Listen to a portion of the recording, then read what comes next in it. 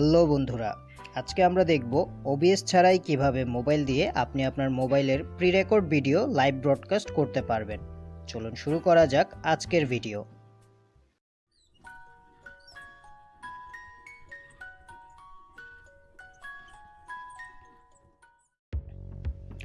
প্রথমেই চলে আসলাম আমরা আমাদের মোবাইলের প্লে স্টোর অ্যাপ্লিকেশনে।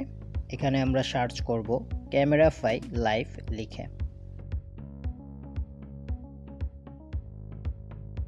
ক্যামেরাফাই লাইভ অ্যাপসটি আমাদের সামনে চলে এসেছে। আমরা এই অ্যাপসটিকে ইনস্টল করে নেব। আমরা যদি এই অ্যাপসটির অ্যাবাউট দিস অ্যাপ সেকশনটি চেক করি, সেখানে দেখুন লেখা আছে live stream your special moments.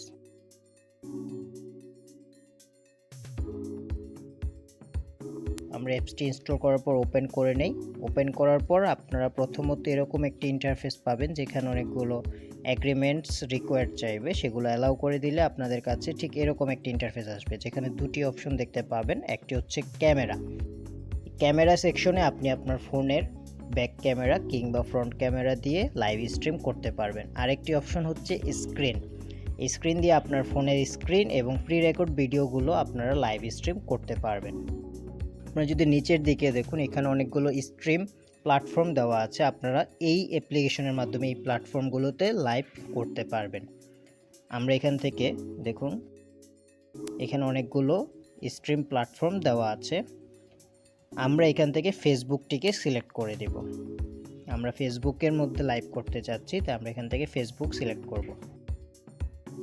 Facebook select করার পর আপনারা এখান থেকে আপনাদের ফেসবুক আইডিটি লগ ইন করে নেবেন, যে আইডি দিয়ে লাইভ করতে চান। আমার অলরেডি লগ ইন করা আছে। তো এখান থেকে আপনারা আপনাদের টাইমলাইন, পেজ কিংবা নির্দিষ্ট একটি গ্রুপে লাইভ করতে পারবেন। আমি আমার টাইমলাইনটি সিলেক্ট করে দিলাম। তারপর এখান থেকে স্টার্টে ক্লিক করব। স্টার্টে ক্লিক করার পর আমাদের কাছে এরকম একটি ফ্লোটিং আইকন চলে আসবে, লাইভ লেখা। এই ফ্লোটিং আইকনটি আমাদের একটি গুরুত্বপূর্ণ অংশ। এখানে আমরা ক্লিক করব। ক্লিক করার পর এখান থেকে সেটিংসে চলে যাব। সেটিংসে যাওয়ার পর এখান থেকে আমরা আমাদের ব্রডকাস্টের টাইটেল সেট করতে পারবো। আমরা টাইটেলটি চেঞ্জ করছি না। এখান থেকে আমাদের লাইভের কোয়ালিটি, রেজুলেশন এগুলো আমরা চেঞ্জ করতে পারবো। এছাড়া অডিও সিঙ্ক, আমরা যদি লাইভ ভিডিওটি আমাদের মোবাইলে সেভ করতে চাই, সেটি আমরা এখান থেকে করতে পারবো। এবং আমরা ব্লুটুথ ইউজ করলে বা ইয়ারফোন ইউজ করলে এখান থেকে অডিও সিঙ্ক অপশনটি অন করে দেব। এখান থেকে আমরা আমাদের কাস্টম সেটিংসটি করে নেব। কাস্টম সেটিংস হয়ে গেলে আমরা আবার ব্যাকে চলে আসব।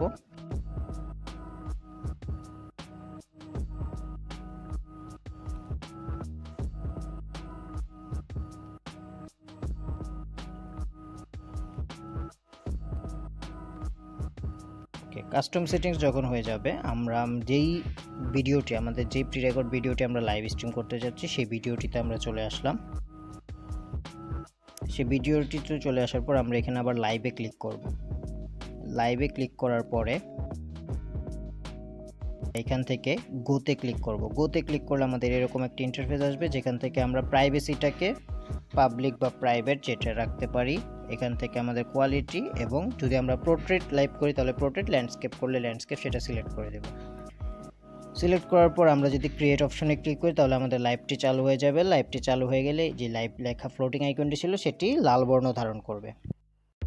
দেখুন, আমরা ফেসবুকে যদি যাই, আমাদের ফেসবুক আইডিতে কিন্তু অলরেডি লাইভ স্ট্রিমটি হয়ে গেছে। দেখুন, 1 মিনিট আগে আমাদের এই লাইভ স্ট্রিমটি কমপ্লিট হয়েছে। তো আমি যেটা বলেছি, আমাদের স্ক্রিনটাকে এটা কিন্তু লাইভ স্ট্রিম করবে। সো আমাদের স্ক্রিনে যা কিছু থাকবে টোটালি সবটাই ব্রডকাস্ট হবে।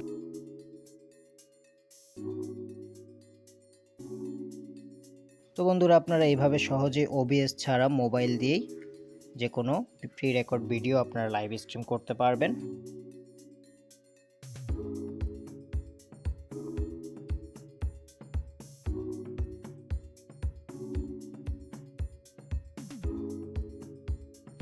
স্ক্রিন লাইভ স্ট্রিমের সময় আপনার স্ক্রিন সম্পূর্ণ ব্রডকাস্ট হবে, তাই এ সময় আপনি আপনার প্রাইভেসি মেনটেন রাখবেন।